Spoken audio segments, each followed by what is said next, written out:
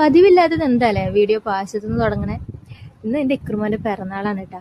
അപ്പോൾ രാവിലെ എനിക്കാണെങ്കിൽ ഓഫീസിൽ പോകാനുള്ള തിരക്കും, എന്നാലും എന്നെ കൊണ്ടാവുന്ന വിധം കറികളൊക്കെ ഞാൻ ഉണ്ടാക്കി വെച്ചിട്ടുണ്ട് കേട്ടോ. അവിയലുണ്ടായിരുന്നു, പുളിയിഞ്ചി ഉണ്ടായിരുന്നു, പിന്നെ ഉപ്പേരിയും പച്ചടി അവന് നല്ല ഇഷ്ടം, സവാള പച്ചടി അതുണ്ടാക്കി, സാമ്പാർ, ഈ വകപ്പെട്ട സാധനങ്ങളൊക്കെ ഉണ്ടാക്കി ഞാൻ ഓഫീസിൽ പോയിട്ടുണ്ടായിരുന്നു കേട്ടോ. അവന് ഊണ് കൊടുത്തത് ചേച്ചിമാരായിരുന്നു. അപ്പോൾ വന്നപ്പോൾ അതാ ചില ഐറ്റംസ് ഒക്കെ വാങ്ങിയിട്ട് നല്ല അലങ്കോലപ്പണികളൊക്കെ ചെയ്ത് വെച്ചിട്ടുണ്ട് റൂമിൽ. കേക്കൊക്കെ ഓർഡർ ചെയ്തിട്ടുണ്ടായിരുന്നേ. അപ്പോൾ വൈകുന്നേരം കേക്ക് മുറിക്കാന്ന് വെച്ചിട്ടാ. എന്തായാലും ഞാനും ഏട്ടനും വർക്കിന് പോകും.